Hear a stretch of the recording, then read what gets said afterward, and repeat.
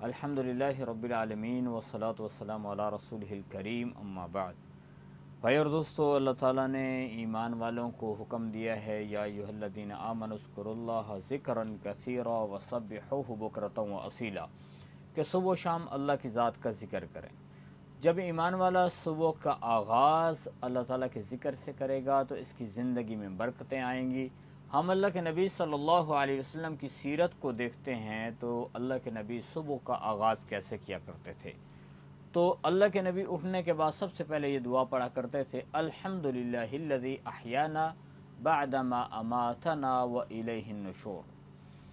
तो ईमान वालों को ये दुआ याद करनी चाहिए कि जब भी उठें तो सबसे पहले इस दुआ का एहतमाम करें, और इस दुआ के बाद फिर नंबर आ जाता है नमाज का। हम अगर देखते हैं तो आप सल्लल्लाहु अलैहि वसल्लम की ज़िंदगी, अल्लाह के नबी सुबह से पहले तहज्जुद के वक़्त से ही उठ जाया करते थे, और आप सल्लल्लाहु अलैहि वसल्लम तहज्जुद पढ़ा करते थे। तहज्जुद की बहुत सारी बरकतें हैं, जिसकी वजह से सेहत में बरकत आती है, इल्म में बरकत आती है, रिज़्क़ में बरकत का ज़रिया है। तो तहज्जुद का अहतमाम अल्लाह के नबी सल्लल्लाहु अलैहि वसल्लम ने किया, और उसके बाद फिर ये दुआ है, और फिर उसके बाद नमाज है। और नमाज एक ऐसा अमल है कि जिसके बारे में आप सल्लल्लाहु अलैहि वसल्लम की हदीस है कि जिसने सुबह की नमाज को और ईशा की नमाज को जमात के साथ पढ़ा तो वो ऐसे है जैसे उसने सारी रात इबादत में गुजार दी हो।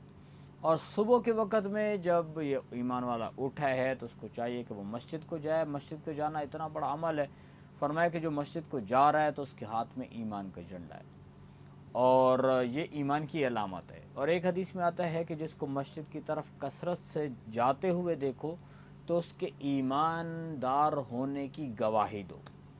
और फिर जो लोग रात के वक़्त में मस्जिदों को जाते हैं उनकी बड़ी फ़जीलत बताई है कि जो रात के अंधेरों में मस्जिद को जाते रहते हैं तो उनको क़यामत के दिन के पूरे पूरे नूर की खुशखबरी सुना दीजिए। क्योंकि क़यामत का दिन ऐसा होगा कि जिसमें जब लोग खड़े होंगे तो इस कदर अंधेरा होगा कि उनको कुछ नज़र नहीं आएगा, जैसे कि इंसान अंधा हो जाता है। तो ईमान वालों के सामने एक रोशनी होगी। तो सबसे पहले जो सुबह का आगाज़ है वो नमाज के ज़रिए से है, दुआ है, फिर नमाज है, और उसके बाद अज़कार हैं। सहाबा किराम रिज़वानुल्लाहि अलैहिम अजमईन भी नमाज से फ़ारिग होने के बाद वो ज़िक्र अज़कार में अपना वक़्त गुजारते थे। जैसे कि अज़कार में सबसे अहम तरीन ज़िक्र है कि नमाज के बाद आयतुल कुर्सी का एहतमाम करना चाहिए, और जो आयतुल कुर्सी को पढ़ लेता है, फरमाया कि मौत ही सिर्फ हाइल है इस बंदे और जन्नत के दरमियान में। जो ही बंदा मरेगा तो ये सीधा जन्नत चला जाएगा, जो अब हर फ़र्ज़ नमाज के बाद इसका एहतमाम करता है। और ऐसे ही या अय्युहल्लज़ीना आमनु उज़्कुरुल्लाह ज़िक्रन कसीरा वसब्बिहुहु बुक्रतन व असीला। तो इसमें दो टाइम का तज़किरा है, एक है सुबह के वक़्त में इन अज़कार का एहतमाम किया जाए, और उसमें हम तीसरा कलमा भी पढ़ सकते हैं, सुब्हानल्लाहि वल्हम्दुलिल्लाहि वला इलाहा इल्लल्लाहु वल्लाहु अकबर वला हौला वला कुव्वता इल्ला बिल्लाह, ये भी ज़िक्र कर सकते हैं। और ऐसे ही इस्तिग़फ़ार, इस्तिग़फ़ार तो बहुत कीमती है। फरमाया कि जो क़यामत के दिन जिसके नामे आमाल में कसरत से इस्तिग़फ़ार मौजूद होगा वो सबसे खुशकिस्मत इंसान है। अस्तग़फ़िरुल्लाहल्लज़ी ला इलाहा इल्ला हु अल हय्युल क़य्यूम व अतूबु इलैह। तो इस्तिग़फ़ार का अहतमाम किया जाए, जो इस्तिग़फ़ार की कसरत करता है। और हदीस का मफ़हूम है कि जो 25 मरतबा इस इस्तिग़फ़ार को पढ़ता है तो उसके सारे गुनाह माफ़ कर दिए जाते हैं, यहाँ तक कि वो समंदर की झाग के बराबर क्यों ना हो। तो इसके इतने बड़े फ़ायदे हैं, तो इस्तिग़फ़ार का एहतमाम करना चाहिए। ज़िक्र अज़कार है, सहाबा किराम रिज़वानुल्लाहि अलैहिम अजमईन भी इसका एहतमाम करते थे। यहाँ तक कि फिर इशराक़ का टाइम, वहाँ तक चले जाना, ये जो टाइम है ये बड़ा कीमती वक्त है।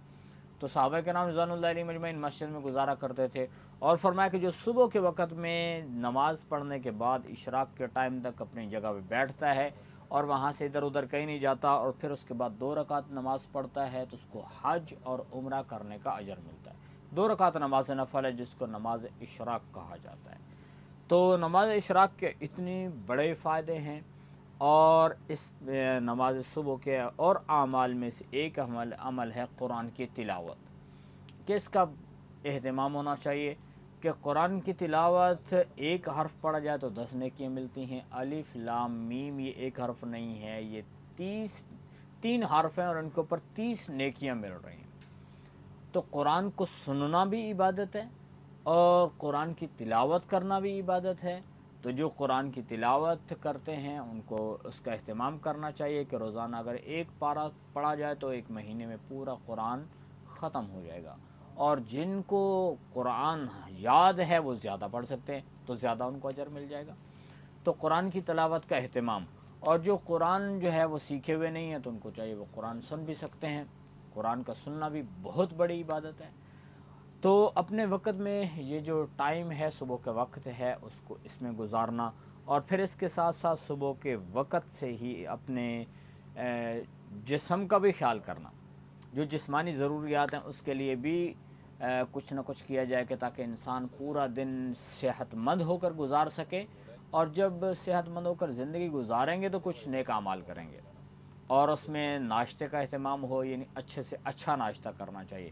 نبی پاک صلی اللہ علیہ وسلم کی اگر ہم غذاؤں کو دیکھتے ہیں کہ اللہ کے نبی کو کیا چیزیں پسند تھیں، تو اللہ کے نبی کو کھجور بہت پسند تھی، یہاں تک کہ اجوا کھجور کے بارے میں اللہ کے نبی نے فرمایا جو 7 اجوا کھجوریں صبح کے وقت میں کھا لیتا ہے تو اس دن تو وہ زہر سے بھی محفوظ ہوگا اور اس کو جو ہے نظر بد بھی نہیں لگے گی۔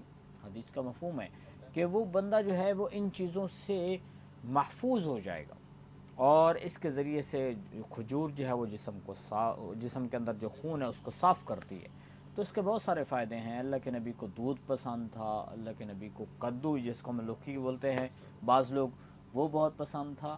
آپ صلی اللہ علیہ وسلم کو شہد پسند تھا، اللہ کے نبی صلی اللہ علیہ وسلم کو دودھ پسند تھا۔ آپ نے فرمایا کہ یہ دودھ ایسی چیز ہے کہ جو کھانے پینے دونوں کا کام کرتی ہے، یعنی ایک بندہ کوئی چیز کھا لیتا ہے جس کے ذریعے سے پیٹ بھر جائے، یا ایسے کوئی چیز پیتا ہے کہ تاکہ پیاس بجھ جائے، تو دودھ ایسا ہے کہ جو یعنی دونوں چیزوں کا کام کرتا ہے۔ اللہ کے نبی کو سرکہ بہت پسند تھا، اللہ کے نبی نے فرمایا کہ سرکہ یہ بہترین سالن ہے۔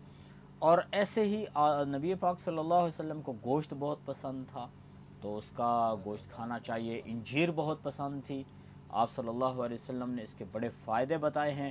تو یہ مختلف غذائیں ہیں جن کو آپ صلی اللہ علیہ وسلم نے پسند فرمایا ہے۔ اور انگور اللہ کے نبی صلی اللہ علیہ وسلم کو بہت پسند تھے۔ حضرت عبداللہ بن عباس رضی اللہ تعالیٰ عنہ سے روایت ہے کہ اللہ کے نبی کھجور کے گوشے کو اپنے منہ سے لگا رہے تھے اور وہاں سے توڑ توڑ کے کھجور یعنی اس میں سے انگور کھا رہے تھے۔